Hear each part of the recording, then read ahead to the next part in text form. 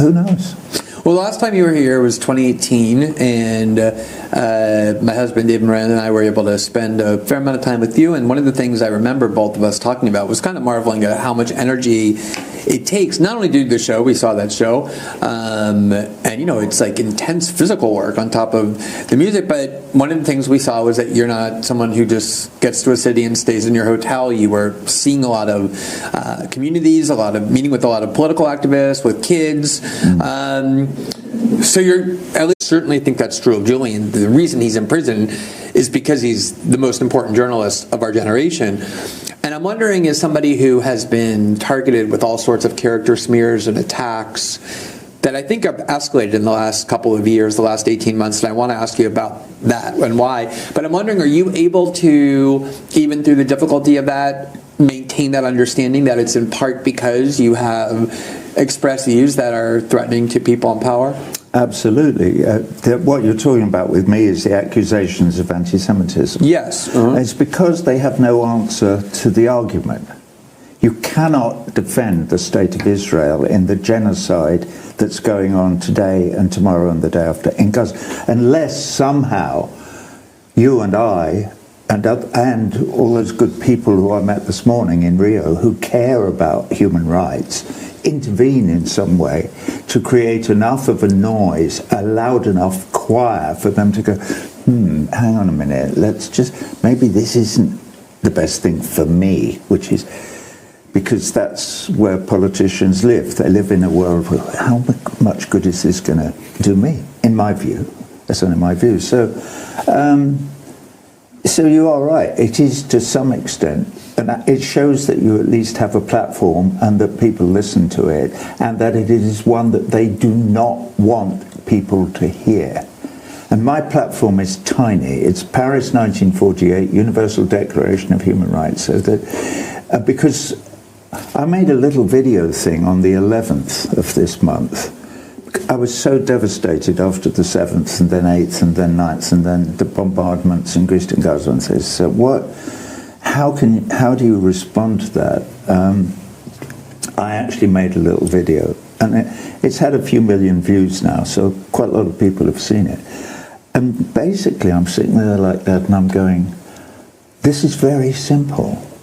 Either you believe in the Universal Declaration of Human Rights or not. Mm-hmm. So it's a very small question, So if I'm sitting opposite Netanyahu or somebody, and he'll start talking, but hold on a minute, do you believe in the Universal Declaration, those 30 articles, or not? Well, now do you or don't you? Because if you do, you cannot be following the foreign policy and domestic policy that you do, because you don't.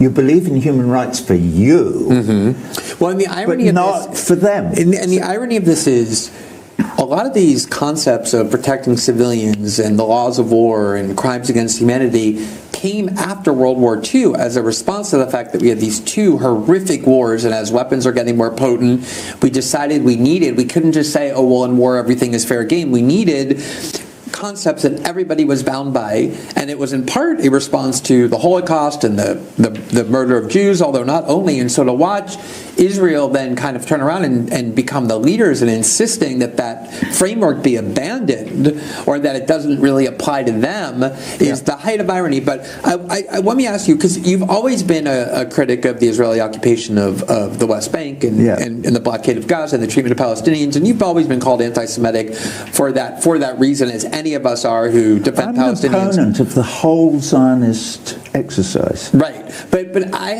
my perception, these attacks on you have gotten a lot more escalated and a lot uglier and a lot more widespread and a lot more intense than, let's say, the last 18 months. And you're not just somebody who speaks on Israel, you speak on the dirty war by the CIA in Syria and the U.S.-NATO war in Ukraine. Why do you think, first of all, do you agree it's gotten worse? And if so, why do you think that's happening? I think they're getting frightened. I think critics of that whole area of international politics get scared of people telling the truth. And I try to be as careful as I can to read as much, make sure I'm educated on whatever it is that I happen to be talking about. There's something, as I've explained before, that I learned from my mother. One specific incident was, I'm 13 years old and I'm trying to figure something out. And my mother looks at me and she thinks, that boy's trying to figure something out. So she says, come here, you know. And she said, what are you? And I said, oh, it's just something. She said, you're going to come across lots of difficult, knotty problems during your life, Roger. And this is what you do if you'll take my advice. Okay, Mum, what is it? She said, you read. Whatever it is you're trying to figure out, read all sides of the story. Mm-hmm. Don't just read the things that affirm your views. Read everything, so that you and ground yourself in it. If you, for instance, if it's an international thing, look at the geography. Read the history. Find out. When you've done that, you've done all the heavy lifting. The hard work is over. Well, what do I do then, Mum? And she said, the next bit's easy. You do the right thing.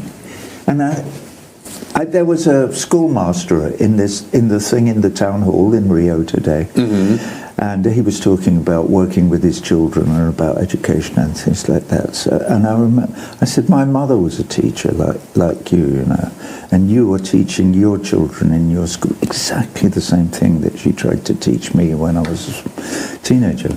Anyway, I'm digressing a bit. But what I wanted to ask you is, you know, when I speak to, say, younger people who are entering journalism or finding a public platform for the first time and they ask me for advice, I always try to tell them, look, when you get attacked in these ways that are ugly and unjust and unfair, do your best not to take them personally, because it's just how the game is played. The reason that's happening is because you're saying things that they find threatening and they don't want to engage with the argument. As you said, they want to destroy your reputation. Right. But as somebody who has been called anti-Semitic thousands of times in the last two and a half weeks or so by condemning Israel's aggression in Gaza, I know that's easier said than done. So I'm wondering, are there times, even when you have the confidence from having done all this reading and you have the confidence that what you're doing is right, when these attacks and these accusations bother you? Sure. When they come close to succeeding. As for instance, on my European tour recently, the Germans, the Israeli lobby in Germany, which is extremely powerful in Germany, you know, they've made public protests for Palestine illegal. It's illegal in Germany now. And in France, just all pro-Palestinian protests banned. Yeah, it's all illegal. So they're very hot on it. And they tried to cancel my tour in Germany. What?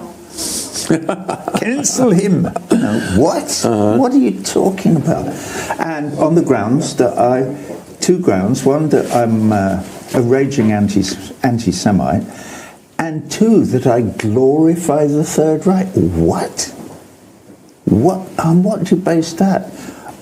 On his works of all. So you see, he has dressed in a leather coat. And I go, well, hold on a minute, it's satire, you know, this is theatre. Which everyone has known, everyone knows the wall, everyone knows that character that you've been doing for years, and suddenly they decided to pretend you were paying tribute to dictators and Hitler. I've been doing it for 40 years, you moron. You know, what are you talking about? And yeah, I had to go to court to get them off my back, because in the Festhalle in Frankfurt, the local council had cancelled my show, and I said, you can't do that. And luckily I went to court and I won the case, and we did do the show. But on the back of those attacks, the ADL, which is an American organisation, the Anti-Defamation League, that's been there for, I mean, I'm happy to say I've survived a number of presidents or directors of that. I had lots of to and fro with Abe Foxman when he was still working. Mm-hmm. Jonathan Greenblatt, the new bloke, I hardly know, or whatever.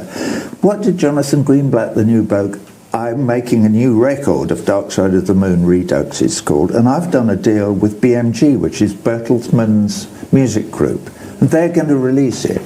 Because Sony, my record label, didn't want to release it because it would be seen to be in competition with what Pink Floyd are doing for the 50th. I don't care. Right.